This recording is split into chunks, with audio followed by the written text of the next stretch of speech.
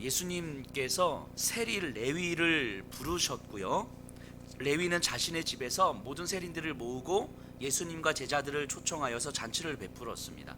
예수님과 제자들은 그 레위의 집에서 먹고 마시고 즐거운 시간들을 보냈어요.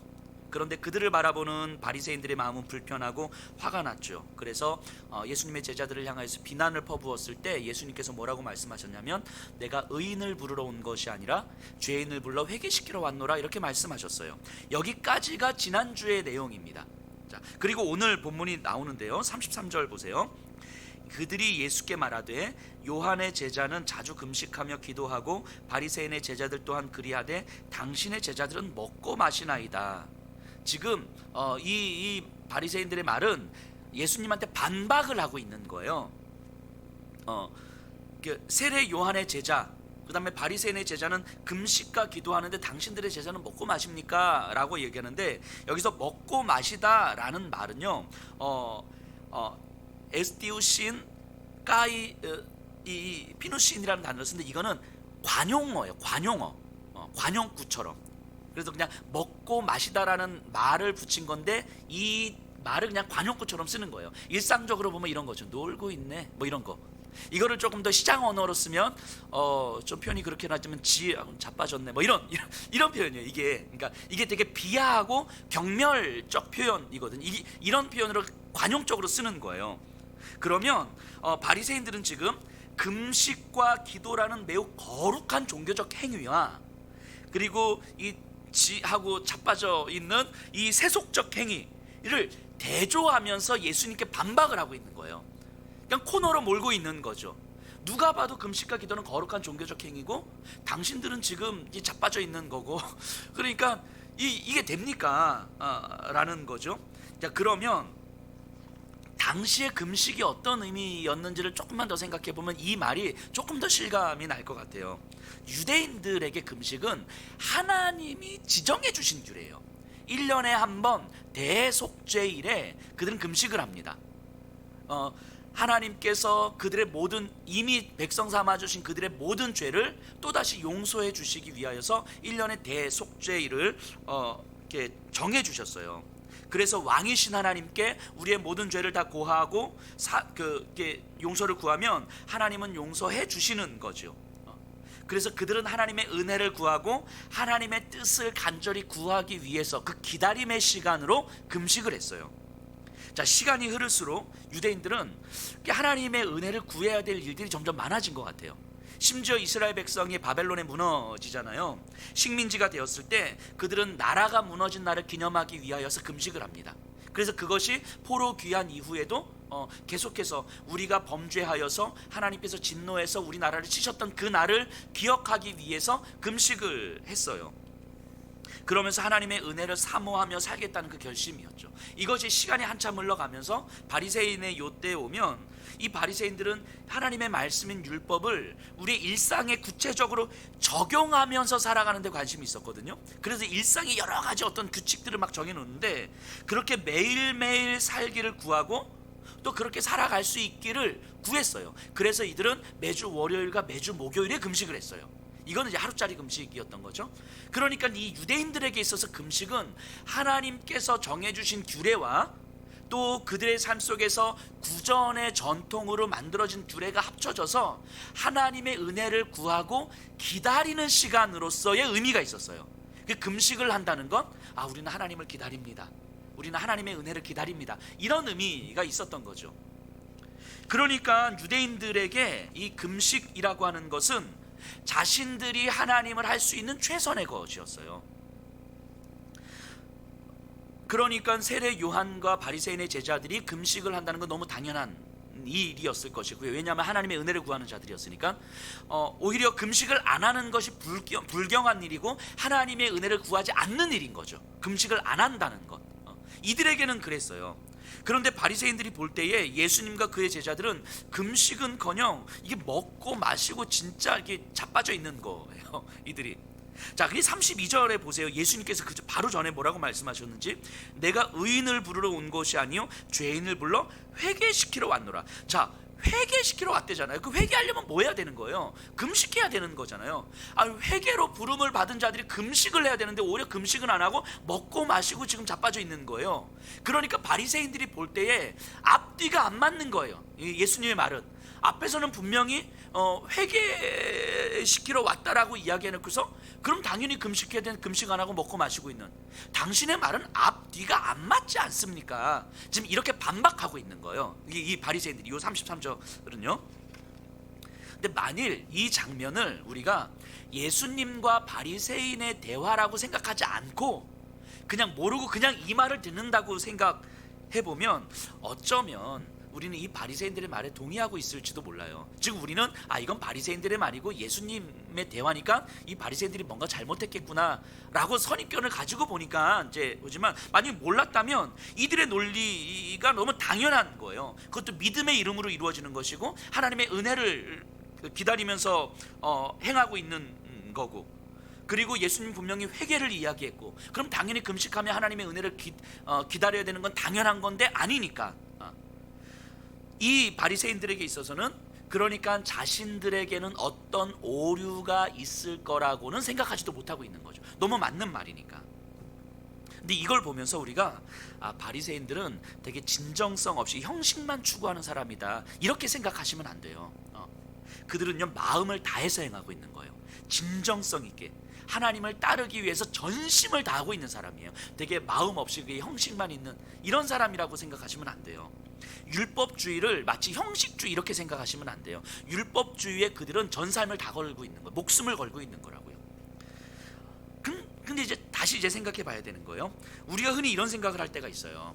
예배 드릴 때 찬양을 하는데 내 마음에 감동이 없고 입만 벌리고 있는 것 같아요. 뭐 예배를 드리는데 내 마음이 뭐 어떤 감격도 없는 것 같아요. 이런 예배 정말 하나님 마음 없이 드리는 예배 하나님 기쁘게 받으실 것 같지 않은데 내 몸만 와 있는 것 같아요. 그래서 마음이 불편해요.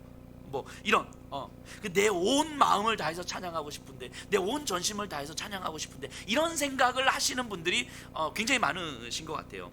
이게 근데 그런 생각을 하다 보면 이제 어떻게 되냐면 그럼 온 마음을 다해서 찬양하고 예배 드리기 위해서 또 무엇을 해야 될지를 고민하는 거예요. 근데 또 기도로 준비해야 되고, 기도로 준비하면 어떻게 준비해야 되고, 뭐 등등등. 그 무언가를 또 열심히 해야 되는 거예요.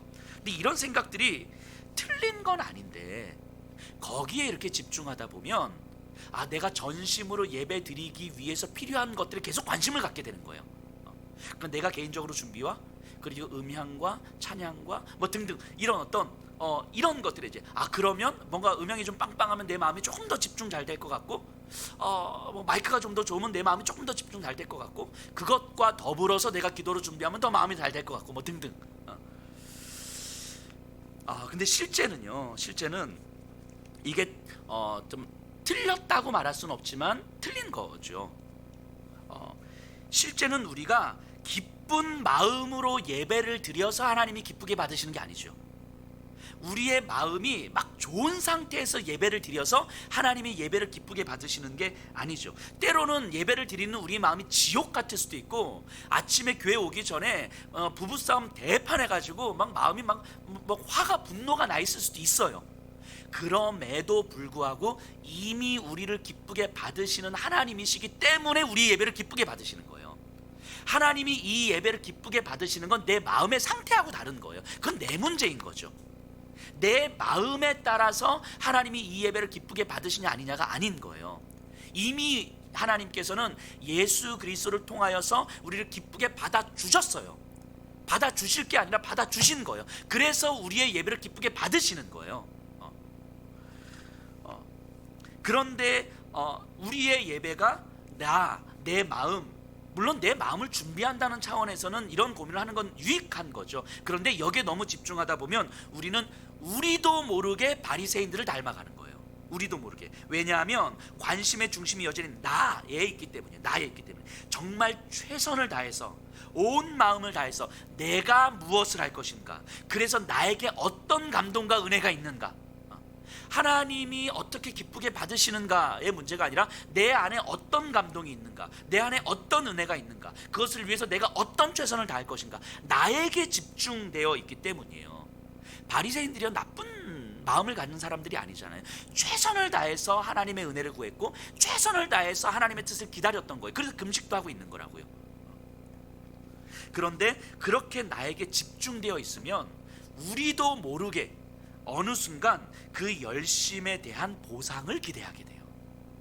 이 목사들은요 이런 걸 너무 잘 알아요. 목사들은 그래서 성도들을 움직이는 거예요. 목사들이 교회에 열심을 내게 하고 기쁜 마음으로, 헌신은 순종은 기쁘게 해야 되지, 그 마음의 자원함으로 해야 되지, 그 불편한 마음으로 하면 안 됩니다. 기쁨을 강요하죠. 이렇게 자발적인 마음을 강요해요. 그러면서 1차원적으로는 현실의 축복을 약속하는 거죠. 뭐 남편의 승진, 뭐 좋은데 취업, 자녀 대학 가고 등등. 근데 이것보다 조금 더 고차원적인 보상이 있죠. 이게 뭐냐면 믿음 좋다는 인정을 받게 하는 거예요. 저 사람은, 나는 뭐 돈을 기대하는 것도 아니고 뭐 기복적인 걸 기대하는 거 아니야. 오직 나는 그냥 믿음이지. 목사가 이렇게 얘기해 주는 거죠. 그냥 정말 이렇게 순종하니까, 목사 말 잘 듣고 뭐 기쁜 마음으로 헌신하니까 정말 진짜 믿음 좋습니다. 여기에 이제 나는 돈보다 믿음이 더 중요하지 하면서 목숨 거는 거죠. 바리새인들이 이렇게 종교적 열심을 내면서 돈을 기대하지 않았어요. 이들은 순수하게 믿음이었어요. 순수하게 하나님의 은혜를 구했던 사람이라고요. 자, 근데 예수님 뭐라고 말씀하시는지 한번 보세요. 34절 35절. 예수께서 그들에게 이르시되 혼인집 손님들이 신랑과 함께 있을 때에 너희가 그 손님으로 금식하게 할 수 있느냐? 그러나 그날에 이르러 그들이 신랑을 빼앗기리니 그날에는 금식할 것이니라. 자, 혼인잔치 비유를 말씀하시는데, 혼인잔치에서 신랑과 함께 있는데 같이 먹고 마시는 거 당연한 거 아니겠냐고. 근데 신랑이 빼앗길 날, 그때는 금식하는 거다 라고 말씀하시는 거예요. 예수님은 금식 자체에 반대하신 게 아니에요. 금식해야 될 때가 있다고 말씀하시는 거죠. 자, 바리새인들에게 금식은 기다림이었어요. 하나님의 뜻과 은혜를 기다리는 거였어요. 자, 근데 보세요. 하나님의 뜻이 예수님으로 임했잖아요. 하나님의 은혜가 지금 인간의 몸을 입고 오셨잖아요. 그리고 지금 눈앞에 있잖아요. 근데 뭘 기다려? 그런데도 불구하고 바리새인들은 기다리고 있는 거라고요. 이들은 하나님의 은혜를 기대하면서 지금 기다리고 있어요. 하나님의 은혜가 지금 내 눈앞에 와 있는데 계속 기다리고 있는 거예요. 이게 지금 바리새인들의 모습이지요. 이들의 문제가 무엇입니까? 이들이 믿음이 없었다, 이들이 너무 형식적이었다, 이들이 너무 어떤 기복주의였다, 이런 거 아니에요. 이들은 너무 순수했고 너무 하나님을 기대했고 헌신적이었어요. 하지만 하나님의 은혜를 기다리지만 하나님의 은혜가 무엇인지 몰랐어요. 하나님이 지금 이 땅에 오셨지만 하나님이 어떤 분인지 모르고 있는 거예요. 나가 중심이 된, 내가 중심이 된 신앙의 전형이 이런 모습이죠. 하나님을 향해서 너무 헌신적이고 너무 믿음으로 은혜를 기다리고 있는데 하나님의 은혜가 뭔지 모르는 거예요. 그러니까 하나님의 은혜가 이미 임했음에도 불구하고 우리는 하나님의 은혜를 계속 기다리고 있는 거예요. 예전에도 제가 이런 말씀 한번 드렸어요. 하나님께서 우리에게 주실 축복이 지금 남아 있습니까? 없습니까? 없잖아요. 예수 그리스도를 통해서 이미 우리에게 영원한 생명의 축복을 주셨잖아요. 이것 외에 다른 것들이 축복이겠죠. 당연히 축복이겠죠. 근데 이게 비교가 되겠냐고요. 이미 우리에게 다 주셨는데 우리는 끊임없이 다른 축복들을 계속 기대하고 있는 거예요. 하나님이 우리에게 내리실 저주가 남아 있습니까? 없습니까? 없잖아요. 예수 그리스도께서 십자가 위에서 우리를 향한 저주를 다 받으셨잖아요. 그런데 하나님께서 또 우리에게 무슨 저주 내리실까 두려워가지고 이렇게 벌벌 떠는 거예요. 뭐 11조 안 내면 어떻게 될 것 같고, 뭐 예배 한번 빠지면 어떻게 될 것 같고, 뭐 교회 옮기면 진짜 교통사고 날 것 같고, 뭐 이런 하나님이 우리에게 내실 그 저주 때문에 두려워서 이게 뭐예요? 이게 바리새인들의 모습 아닙니까? 하나님의 은혜가 임했는데 우리는 하나님의 은혜를 계속 기다리고 있는 거예요. 이들은 진심으로, 진정성 있게, 헌신적으로 하나님의 은혜를 기다리지만 하나님의 은혜가 무엇인지 모르고 있는 거죠. 이들은 진지했고, 그래서 자신의 종교적 신념에 목숨을 걸었어요. 어떤 대가가 없어도 목숨을 걸었어요. 물론 이들에게 대가는 있었죠. 어떤 대가였습니까? 믿음 좋습니다, 되게 거룩한 사람들이라고 하는 어떤 인정들이었겠죠. 어쨌든 이들은 누구보다도 하나님을 사랑했고 하나님의 말씀을 잘 알고 있고, 그래서 자신들이 옳다는 확신이 있었어요. 그런데 이들은 하나님을 알아보지 못했어요. 창세기부터 말라기에 이르기까지 율법은 잘 알고 있었지만 그 율법에 나타나신 하나님은 몰랐어요. 이사야 선지자의 그 고난받는 종의 이야기는 잘 알고 있었지만 예수가 고난받는 종으로 오신 하나님이심을 그들은 몰랐어요. 창세기에서 말씀하신 여인의 후손이 뱀의 후손의 머리를 밟을 것이라는 말씀은 알고 있었지만 예수가 여인의 후손으로 오신 예수, 그 메시아라는 사실을 그들은 몰랐던 거죠. 이게 바리새인들의 가장 큰 문제였던 거예요. 그러니까 이들을 형식주의자다 이렇게 비판할 수는 없어요. 하지만 하나님이 어떤 분이신지를 모르고 하나님을 믿고 있는 자들이었던 거죠. 그들은 누구를 믿느냐가 아니라 내가 믿느냐가 더 중요했어요. 하나님이 어떤 분이신지 보다는 나는 하나님을 믿습니다, 이게 더 중요했던 거예요. 이 차이가 뭔지 아시겠죠? 하나님이 어떤 분이십니까를 알아가는 삶이 아니라 나는 하나님을 믿습니다, 여기에 더 강점을 두고 있는 거라고요. 자, 예수님의 비유를 조금만 더 보면요, 이 비유를 보면 이상한 점이 하나가 있어요. 혼인잔치에서 시간이 지나고 나면 누가 가야 돼요? 하객들이 가야 되는 거잖아요. 근데 예수님은 뭐라고 말씀하시냐면 신랑이 없어진대요. 근데 이거는 빼앗긴대요. 신랑이 빼앗긴대요. 강제로 없어진다는 얘기죠. 그러니까 하객들과 함께 즐거운 시간을 보내다가 바리새인들의 말에 의하면 이 자빠져 있다가 먹고 마시고 자빠져 있다가 어느 날 갑자기 신랑이 사라진다는 얘기예요. 예수님은 자신의 고통과 죽음에 대한 이야기를 지금 하고 있는 거예요. 그날은 슬픔이죠. 그리고 그때부터 제자들에게는 기다림이 시작된다고 이야기하는 거예요. 그때 금식을 하는 거예요. 자, 제자들의 입장에서는 생각해 보면요, 완전한 절망과 상실의 시간이잖아요. 방향성을 잃어버리고 도대체 무엇을 어떻게 해야 될지 모르는 시간에, 자신의 지도자가 다 사라지고 뭘 어떻게 해야 될지 모르는 그 시간에 다른 어떤 것이 아니라 오직 예수님으로 회복할 것을 기대하고 예수님과 함께 꿈꾸었던 하나님의 나라를 어떻게 이루어갈 것인가를 소망하기 때문에 금식하는 거예요. 지금 예수님께서 말씀하시는 금식은 다른 어떤 것이 아니라 하나님 앞에 뭔가를 얻어내기 위한 이것이 아니라 예수님으로 다시 회복할 것을 기대하는 거예요. 절망의 시간에, 상실의 시간에 다른 어떤 것이 아닌 오직 예수님으로만 내가 회복될 것이고 예수와 함께 꿈꾸었던 하나님의 나라를 다시 소망하고 그것을 위해서 기다림의 시간이 금식이라고 이야기하는 거예요. 자, 우리를 한번 돌아보세요. 우리의 모든 절망, 원망, 불평, 이 모든 것들은 다 상황으로부터 오잖아요. 환경으로부터 오는 거잖아요. 예수님은 그런 우리에게 어떤 상황에서도 예수님으로 회복하자고 말씀하시는 거예요. 예수님으로 회복하자고, 그것을 소망하며 기다리자고 말씀하시는 거예요. 지난 시간에 유진 피터슨 목사님 이야기를 잠깐 하면서 이런 말씀 드렸어요. 유진 피터슨 목사님이 내 성도들은 사자들에게 물어 뜯겨가는 가운데 있는 성도들입니다, 이렇게 말씀하셨는데, 사자에게 물어 뜯겨 죽어가는 그 처참하고 비참한 상황 속에서 거기서 예수님으로 어떻게 회복할 것인가, 거기서 예수님이 나를 어떻게 다스리고 계시는가, 내가 죽어가고 숨이 끊어져가고 있음에도 불구하고 그 순간도 예수님은 나의 구주이심을 고백하게 되는 것, 이거라고 이야기하는 거예요. 근데 그게 어떻게 가능하냐고요. 나로서는 불가능하지만 내 안에 계신 그리스도께서, 내 안에 계신 성령 하나님께서 그걸 하게 하시는 거잖아요. 이걸 기다리는 거라고요. 내 생각과 내 경험과 내 지식을 가지고 불안과 두려움을 가지고 나는 뭔가 빨리빨리 이렇게 움직이고 싶은데 그것이 아니라 내 안에 계신 예수 그리스도의 생명이, 내 안에 계신 성령님께서 나를 움직여서 나를 다스려서 어떻게 예수가 왕이심을 그 처참한 순간에서도 고백하게 할 수 있을 것인지를 기다리는 그 시간이 금식이라고 이야기하는 거예요. 금식은 거기에 있다고 이야기하는 거죠.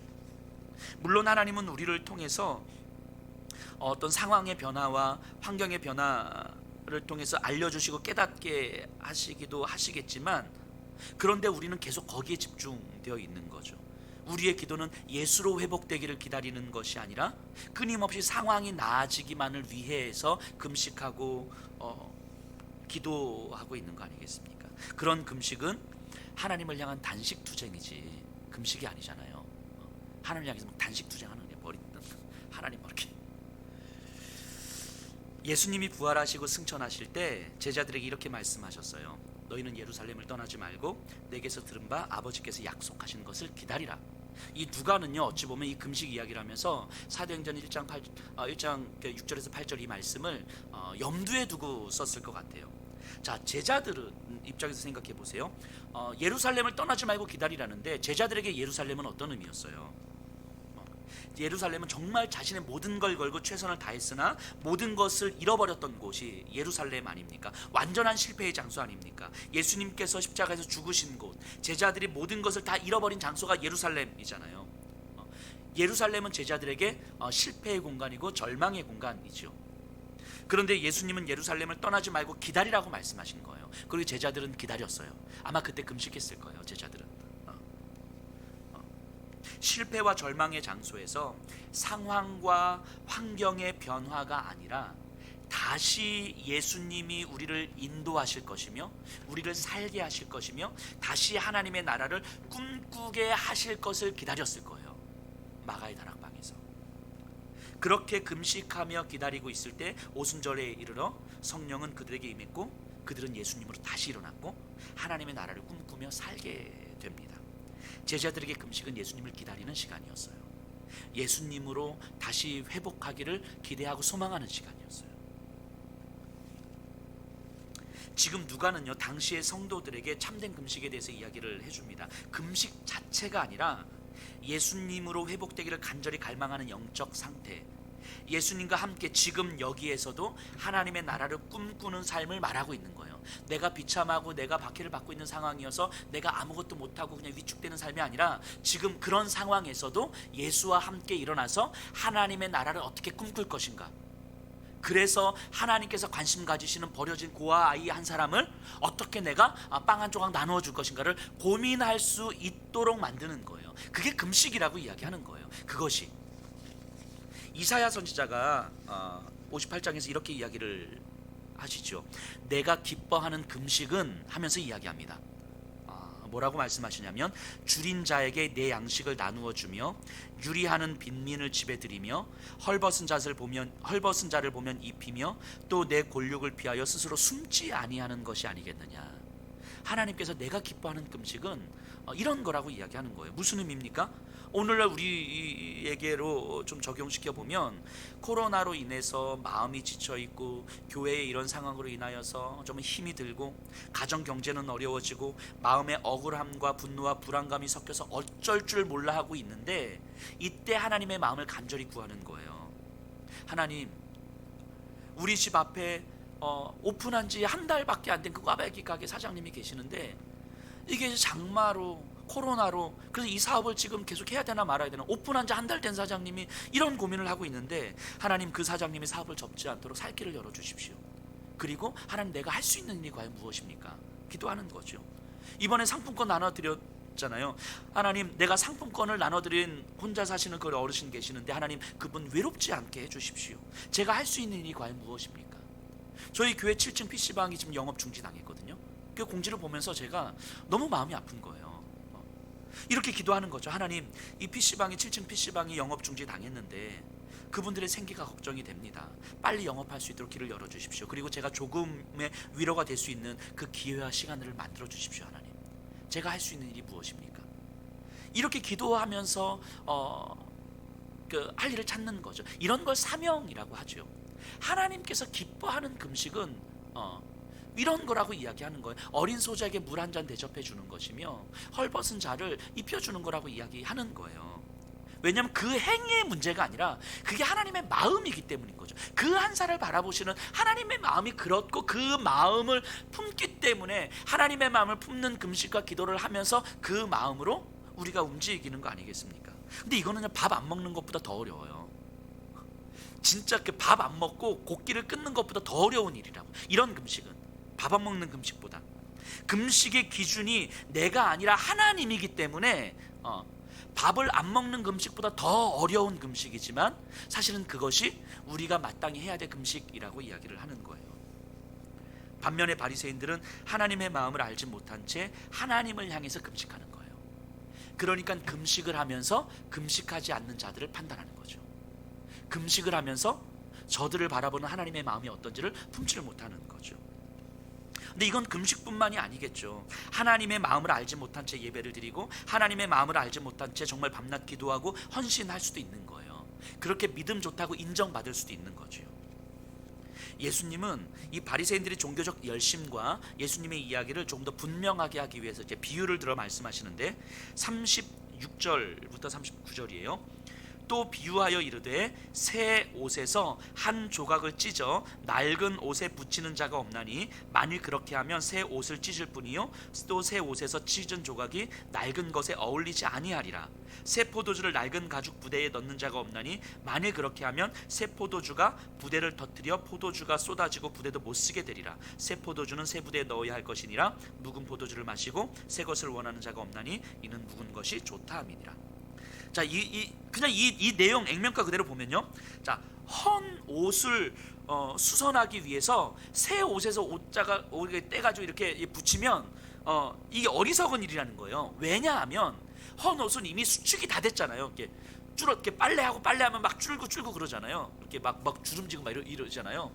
근데 새 옷은 아직 수축 과정을 거치지 않은 거예요. 그러면 헌 옷에 새 옷을 딱 대고 나서 한번 빨래하면 이 새 옷이 줄어들면서 헌 옷이 찢어진다는 거예요. 이런 의미죠. 그러면 새 옷도 버리고 헌 옷도 버린다는 거죠. 이 포도주 비유도 마찬가지입니다. 자, 낡은 가죽 부대와 새 가죽 부대가 있는데 이 동물 가죽으로 가죽 부대를 만들거든요. 이 가죽 부대가 이제 늘어나잖아요. 근데 낡은 가죽 부대는 이미 충분히 다 늘어났어. 근데 새 포도주를 부으면 포도주가 발효가 되잖아요. 그러니까 포도주가 이렇게 팽창을 하게 되는데 낡은 가죽 부대는 이 팽창을 감당을 못하는 거예요. 터진다는 거예요. 그러니까 이 낡은 가죽 부대는 묵은 포도주를 넣어야 되는 거예요. 그리고 새 포도주를 담그려면 새 가죽 부대를 만들어야 되는 거예요. 이건 당시에는 상식적인 거예요. 상식적인 것이었어요. 그 낡은 가죽 부대는 묵은 포도주를 이 발효 과정이 끝난 새 포도주를 담으려면 새 가죽 부대를 이게 담는 거였단 말이죠. 자, 근데 이 비유가 의미하는 바를 아까 바리새인들 잠깐 이야기했던 것처럼 뭐 낡은 부대는 나쁘고 새 부대는 좋다, 헌옷은 나쁘고 새 옷은 좋다, 이런 식으로 이해를 하면 안 돼요. 헌옷, 낡은 가죽 부대는 충분히 좋은 거예요. 그리고 이제까지 자기의 역할을 잘 감당했어요. 낡은 가죽 부대가 잘못한 게 뭐가 있어요? 충분히 잘 감당했죠. 근데 그러면 된 거예요. 그리고 이제 새로운 것에 자리를 내어줘야 될 때인 거죠. 그런데 문제는 자리를 안 내어주고 낡은 가죽 부대가 새로운 포도주를 담으려고 하니까 문제가 되는 거예요. 자, 그러면 어떤 문제가 생깁니까? 낡은 부대로 새 포도주를 담으려고 하니까 갈등이 일어나는 거잖아요. 문제가 생기는 거잖아요. 자, 그러니까 어떻게 생각하냐면 포도주가 문제구나, 이렇게 보는 거예요. 새 포도주가 문제구나. 원래는 새 포도주를 담는 게 목적이었는데 이 포도주를 담는 부대를 못 버리는 거예요. 이 부대를 가지고 있으려니까 사실은 새 포도주가 문제가 될 수밖에 없어요. 그래서 이미 발효가 끝난 묵은 포도주를 담아야 하는 거예요. 이 가죽 부대를 가지고 있으려면. 그래서 묵은 포도주가 더 좋은 거죠. 그래서 새 포도주는 맛도 볼 생각을 안 하는 거예요. 그게 39절이에요. 포도주를 마시고 새 것을 원하는 자가 없나니 이는 묵은 것이 좋다 함이니라. 이게 묵은 포도주가 좋습니다, 이걸 말하려고 하는 것이 아니라 낡은 가죽 부대를 버릴 수 없었기 때문에 묵은 포도주가 필요할 수밖에 없는 상황을 이야기하는 거죠. 자, 하나님은요 율법이라는 포도주를 주신 거예요. 그리고 그 포도주를 담고 이스라엘 백성은 이제까지 왔어요.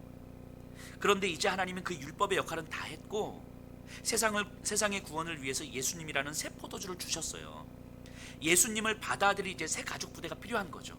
그러니까 예수님이 율법의 완성이고 예수님이 우리의 구원을 이루실 분이라는 것을 믿고 받아들일 이제 백성들이 필요한 거잖아요. 원래 이스라엘 백성이 이걸 했었어야 되는 거잖아요. 그런데 유대주의라는 율법에 익숙해진 상태로 예수님을 보니까 유대주의가 틀린 게 아니라 예수님이 틀리게 된 거예요. 그러니까 예수님을 버려야 되는 거죠. 왜냐하면 유대주의를 못 버리니까.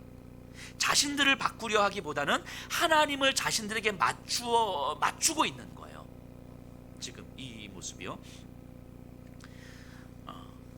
자, 이 비유를 통해서 우리가 생각해 볼 것은 바리새인들이 가지고 있었던 신앙의 모습, 진지했고 진실했고 헌신적이었고 그리고 믿음이었지만 사실은 이들은 너무너무 진지하게 하나님과의 관계를 공식으로 생각해 왔었던 것 같아요. 우리에게 익숙해진 방식. 근데 생각해보면 하나님은 그의 백성들에게 어떤 하나님과의 관계를 맺기 위해서 어떤 공식도 주신 적이 없으세요. 뭐 이렇게 하면 저렇게 될 것이다 라는 공식을 안 주셨어요. 11조 하면 축복하신다, 예배드리면 지켜주신다, 기도 안 하면 건강 뺏어가신다, 뭐 이런 식으로 하나님과의 관계를 마치 수학 문제 풀듯이 함수 관계로 말씀하신 적이 없으신 거예요. 하지만 유대주의는 어느 순간부터 하나님과의 관계를 일종의 공식으로 만들어 버렸어요. 이렇게 하면 저렇게 될 거고, 이렇게 안 하면 저렇게 안 될 거고, 이런 그리고 그 공식에 맞아야 하나님의 뜻이 되어 버리는 거예요. 예를 들면 하나님은 안식일을 지키라고 말씀해 주셨거든요. 근데 이 안식일을 지키라라는 계명을 공식으로 만들면 이렇게 돼요. 자, 안식일을 안 지키면 하나님은 진노하시는데, 그럼 안식일은 어떻게 지켜야 되는가? 일단 안식일에는 노동을 하면 안 돼. 그럼 언제부터 언제까지 노동을 하면 안 되는가? 금요일 몇 시부터 토요일 몇 시까지 노동을 하면 안 되는가? 그럼 1분 전에 노동하다가 1분 후에는 하면 안 되는가? 이런 모든 노동은 안 되는가? 밥을 먹는 것도 노동인데 이건 노동을 해도 되는가? 이건 노동에 들어가는가 안 들어가는가? 소에게 밥을 주는 건 이건 노동에 들어가는가 안 들어가는가? 물을 기르러 가는 건 그 예배를 드려야 되는데, 그럼 예배를 어떻게 드려야 되는가? 하루 종일 예배를 드려야 되는가? 한 번만 드려도 되는가? 아니면 최소한 3번은 드려야 되는가? 회당에 머무는 시간은 얼마나 있어야 되는가? 만일 몸이 아프면 아파도 회당에 나가야 되는가? 아니면 집에서 쉬어도 되는가? 어느 정도까지 아파야 회당에 나갈 수 있고, 어느 정도까지 아파야 집에서 쉴 수 있고, 어느 정도까지는 나가도 되는가? 기도는 소리를 내서 해야 되는가? 조용히 해야 되는가? 등등 이런 세부 규칙들이 계속 세워지는 거예요. 그래서 안식일 규정 하나에도 하나님은 율법으로, 그러니까 기록된 율법으로 안식일을 지키라라는 말씀을 주셨지만, 이 안식일을 지키기 위해서 유대인들이 구전 전통으로 수백 가지의 규정들이 나오는 거예요. 안식일 규례 하나에. 그래서 그 규칙들을 세세하게 하나하나 잘 지키면 안식일을 지키는 거고, 그 규칙들을 어기면 안식일을 어기는 거예요. 그러니까 사람들의 관심은 어디에 가 있냐면, 저 사람이 안식일을 잘 지켰나 안 지켰나, 저 어떤 규칙들 하나하나를 지켰나 안 지켰나, 여기에 있는 거예요. 하나님의 말씀을 공식으로 만들어버리면 이렇게 되는 거예요. 근데 거기에 그 사람들은 목숨 거는 거예요. 진지하게. 하나님께서 안식일을 잘 지키면 축복하고, 잘 못 지키면 진노하고, 노동을 노동하지 말라고 했는데 6시 1분까지 노동했어. 그렇다고 하나님 진노하시고, 이러려고 안식일 규례를 주신 게 아니잖아요. 하나님의 관심은 거기에 있지 않았음에도 불구하고 유대인들은 하나님의 말씀을 그렇게 지킨 거예요. 진지하게, 공식처럼.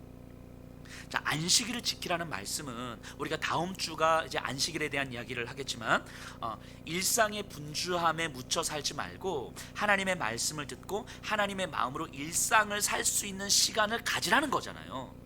그러면 가정에서 하나님의 마음으로 남편과 아내를 대하는 것은 어떤 것인지, 지역에서 하나님의 사랑을 어떻게 흘려보내야 되는 것인지 등등, 이런 고민들을 하면서 살아가야 되는 거잖아요. 말씀을 들으면서. 안식일을 지킨다는 건 이런 거잖아요. 예를 들면 제6계명에 살인하지 말라 이렇게 말씀하셨어요. 사람을 안 죽이면 그 계명을 지키는 겁니까? 사람을 안 죽여, 아니면 진짜 안 죽였어, 아니면 때려, 언어로 이렇게 마음으로 안 죽였어, 이러면 그 계명을 지키는 건가요? 어떤 이런 몇 가지 이런 정도를 하면 6계명 지키는 거야, 이런 게 공식으로 만들어지는 거잖아요. 하나님 그런 게 아니고, 사람을 죽이지 말라라고 하는 것은 생명의 주권이 하나님께 있기에 죽어가는 사람을 살려야 할 책임이 하나님의 백성에게 있다는 걸 알려주는 거잖아요. 선한 사마리아인의 비유가 바로 6계명을 이야기하는 거 아닙니까? 그 강도 만난 자를 바라보면서 제사장과 레위인 지나가, 이들은 살인한 거 아니었어요. 사마리아인은 그 강도 만난 자를 구했잖아요. 근데 예수님 뭐라고 말씀하시냐면, 제사장과 레위인은 제 6계명을 어겼다고 말씀하시는 거예요. 살인 계명을 어겼다고 말씀하시는 거예요. 죽어가는 사람들을 살려야 될 책임이 하나님의 백성에게 있다는 것을 알려주는 게 6계명이죠. 그렇다면 우리는 이렇게 생각해야 되겠죠. 그게 몸의 병이든, 아니면 마음의 병이든, 아니면 경제적인 어려움이든, 관계의 어려움 때문이든, 죽어가는 사람들이 누구인지를 봐야 되는 거잖아요. 관심을 갖고 지켜봐야 되는 거죠. 내 주변에 누가 죽어가고 있는지, 이제까지 몰랐는데 다시 살펴보니까 이렇게 힘겨워하고 신음하는 사람들이 많았구나 라는 걸 봐야 되는 거잖아요. 그리고 그들을 살피고 그들을 돌아보고 그들을 살리기 위해서 우리가 할 수 있는 최선의 것들을 하는 거잖아요. 그래서 안 되니까 하나님 앞에 정말 애를 쓰는 거 아닙니까? 간구하는 거 아닙니까? 죽어가는 사람들이 있음에도 불구하고, 신음하는 사람들이 있음에도 불구하고 안 들리고 안 보이고 외면하는 것은 어찌 보면 제 6계명을 어기는 것일 수 있는 거잖아요. 그럼요, 이거는요 그냥 몇 가지 공식 정해서 나 이 정도까지는 안 하니까 괜찮아, 이것보다 훨씬 어려운 거예요. 끊임없이 돌아봐야 되는 거니까, 끝이 없는 거니까, 답이 없는 거니까. 하나님의 말씀은 이런 거예요. 그 말씀 안에는 그 언어로 담겨져 있는 이 말씀이 아니고, 그 말씀 안에는 하나님의 인격이 담겨져 있는 거예요. 그래서 그 말씀을 통해서 하나님이 어떤 마음이신지를 듣고 그 마음으로 움직이는 거죠. 이게 하나님과의 관계인 거잖아요. 근데 바리새인들은, 유대인들은 그 하나님의 율법을 언어 체계로 보고 있는 거죠. 언어 체계로 보고 있으니까 하나님이 주신 그 말씀을 공식으로 만들어 버렸고, 공식으로 만들어서 어떻게 어디까지 지킬 것인가를 틀을 딱 만들어 놓고, 이 틀을 지키면 잘 지키는 거고, 이 틀을 못 지키면 못 지키는 거고, 이렇게 만들어 버린 거예요. 그리고 그 하나님의 말씀이 완성된 형태로 이 땅에 오신 거죠. 예수님으로. 이 예수님도 마찬가지였어요. 누가 죄인이냐, 저 사람이 죄인이냐 아니냐, 예수님이 이런 거 별로 관심 없으셨어요. 예수님의 관심은 뭐였어요? 세리가, 레위가 저 죄인이야 아니야, 저 죄야 아니야, 이런 데 관심 없으셨다고요. 예수님은 저를 어떻게 살릴 것인가, 저를 어떻게 회복할 것인가, 저를 어떻게 하나님의 자녀로 만들 것인가, 여기에 관심을 두셨죠. 예수님의 모든 말씀은 그의 사랑이라는 그릇에 담긴 언어였어요. 세리가 죄인인지를 밝히는 것이 아니라 그를 살렸어야 했던 거예요. 삭개오도, 가늠한 여인도, 나병 환자도, 중풍병자도, 심지어는 로마 군인들까지도 그들이 죄를 지었느냐 안 지었느냐, 그가 죄인이냐 아니냐, 얼마나 큰 죄를 지었느냐 안 지었느냐가 아니라 저들을 어떻게 살릴 것인가, 저들을 어떻게 사랑할 것인가, 예수님의 관심은 여기에 있었던 거죠. 그리고 그들을 살리셨어요. 그것이 하나님의 마음이고 하나님의 뜻이었으니까. 하지만 바리새인들은 나병 환자도, 세리도, 가늠한 여인도, 그게 누구든 살리고 회복하는 것에는 관심이 없었어요. 그들은 하나님의 율법으로 저들을 죄인이라 판단하고 옳고 그른 것을 가르는 데 관심이 있었을 뿐인 거죠. 너는 죄인이야. 이 발음 바꿔 말하면 뭐예요? 나는 죄인이 아닌 거죠. 예수님이 세리, 레위를 살리실 때 옆에서 바리새인들이 뭐 했어요? 옆에서 조잘조잘조잘 대고 있는 거야. 예수님, 그래서 저 세리는 죄인 아닙니까? 저 세리는 하나님 싫어하는 사람 아닙니까? 어떻게 죄인들하고 먹고 마시고 있어요? 계속 조잘조잘조잘 대고 있는 거예요. 예수님은 저 레위를 살리실 때 바리새인들이 그러고 있는 거라고요. 그들의 언어는 하나님의 말씀이었지만 하나님의 마음이 없었어요. 그러니까 지금 현재 바리새인들은 예수님을 죽었다 깨어나도 이해를 못하는 거예요. 그들의 공식 안에 예수님이 안 들어오니까. 한편으로 생각해보면 바리새인들은요, 혼란스러운 시기를, 식민지 시기를 율법으로 잘 버텨왔거든요. 하지만 그렇게 오랜 시간 버티면서 그들을 버티게 만들었던 율법으로 더 이상 사람을 살리지 못하고 있는 거예요. 그런데도 불구하고 그들은 율법이니까, 우리가 지켜왔던 율법이니까, 하나님의 말씀이니까 이거를 지켜야 하는 거죠. 이것이 예수님께서 말씀하시는 헌옷이고 낡은 가죽 부대고 묵은 포도주예요. 그래서 예수님은 다시 율법의 본래적 의미, 언어 체계로서의 율법이 아니라 그 언어에 담겨져 하나님의 마음을 담아서 말씀하셨던 율법의 본래적 의미로 돌아가고 계시는 거예요. 그리고 그 율법으로는 완성할 수 없는 하나님의 사랑을 예수님 자신이 이루시겠다는 거죠. 그러니까 예수님께서 율법을 바라보시면서 내가 율법을 폐하러 왔다 말씀하시기도 하고, 율법을 완성하러 왔다라고 말씀하시기도 하는 거예요. 율법을 폐하러 왔다는 얘기는 이제는 그 율법이 더 이상 할 수 있는 일이 없다라고 말씀하시는 거죠. 왜냐면 이제는 예수님께서 하셔야 되니까. 율법을 완성하러 왔다, 이 말은 율법을 주셨던 본래적 의미를 이제는 완성하시겠다라는 거겠죠. 마찬가지로 복음은 단순한 언어적 체계가 아니에요.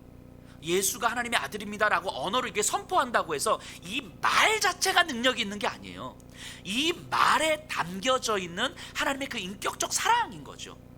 바꿔 말하면 그 언어를 선포하고 있는 우리 그리스도인들의 어떤 사랑이라는 인격에 그 언어가 담겨져 있을 때 사실은 그 언어가 복음으로 선포가 되는 거죠. 물론 우리와 상관없이 하나님은 하나님의 일을 하시겠지만, 적어도 우리 입장에서 생각해보면 우리의 인격이라는 그릇에 그 복음의 언어를 담아야 하는 거죠. 근데 이것을, 복음을 단지 언어적 체계로만 이해를 해버리면 이렇게 바리새인과 같은 모습이 되는 거예요. 그렇게 사람을 살리는데 크게 관심이 없을 수도 있는 거죠. 우리는 복음을 생각하고, 우리는 복음을 이야기하고, 우리는 복음적으로 우리는 행동하고 있고, 우리는 예배를 드리고 있고, 헌신하고 있고, 봉사하고 있고 등등등, 우리가 이제까지 익숙하게 만들어 왔었던 보이지 않는 그 공식들에 우리가 딱 맞춰져 있기 때문에 우리는 안전하다고 생각하지만 그런 모습으로는 누구도 살릴 수 없다라는 거죠. 예전에도 제가 한번 말씀드린 기억이 있어요. 그 설교하면서 그 낙태에 대한 이야기를 한번 했었는데요. 그 생명의 주권이 하나님께 있기에 낙태를 찬성할 수는 없습니다. 저도 개인적으로 낙태를 찬성하지 않습니다. 그런데 이 말이 단순한 언어가 되면 폭력이 되는 거예요. 장애를 가진 아이를 데리고 한국 사회에서 산다는 것이 얼마나 힘겨운 일입니까? 교회에서조차도 장애를 가진 아이의 부모는 사람들의 눈치를 봐야만 하는 것이 우리의 현실이에요. 그 부모님만큼은 안 되더라도 교회와 그리스도인들이 그분들의 힘겨움이 무엇인지에 관심을 갖고 그분들의 필요를 어떻게 채워줄 수 있을지, 소외받고 외면당하는 그 장애를 가진 아이가 있다면 적어도 우리 교회에서는 그를 환대하고 그를 사랑하고 적어도 이곳에서는 충분하게 축복 가운데서 자랄 수 있도록 만들어 드리겠습니다. 우리 그렇게 애를 쓰겠습니다. 그런 시설도 분위기도 만들어갈 수 있도록 고민하고 실천해야 되는 거잖아요. 그리고 그때 교회가 이렇게 이야기를 해야 되는 거죠. 아무리 장애를 가지고 있다 할지라도 힘들지만 우리 나와서 함께 기릅시다. 이렇게 말을 해야 되는 거죠. 이렇게 말한다면 우리의 언어는 생명을 살리는 언어가 되는 거예요. 근데 그렇게 살아가는 것이 참 힘든 거죠. 그런 고민들을 하고 그런 노력들을 하고 그런 몸부림을 치면서 살아가는 것이 힘든 거예요. 그런데 반면 힘겹게 살아가는 그 부모의 절규에는 전혀 관심을 갖지 않으면서 아무리 장애가 있어도 낙태하는 건 생명의 주권이 하나님께 있는데 그 죄를 짓는 것입니다 라고 말하는 건 되게 쉬운 일인 거예요. 그런 언어를 이야기하는 건 되게 쉬운 일인 거죠. 옳은 이야기를 하기 때문에 내가 올바르다고 생각할 수도 있어요. 심지어 나와 다른 생각을 하는 사람들과 비교해서 내가 훨씬 건강한 신앙인이구나라고 생각할 수도 있어요. 하지만 그런 언어로는 누구도 못 살리는 거예요. 누구도 살릴 수가 없는 거예요. 단지 그것이 죄냐 아니냐 옳으냐 그르냐를 판단할 뿐인 거죠. 오늘날 우리는 어떻습니까? 우리도 어찌 보면 정해진 답을 구하고 있을지도 모르겠어요.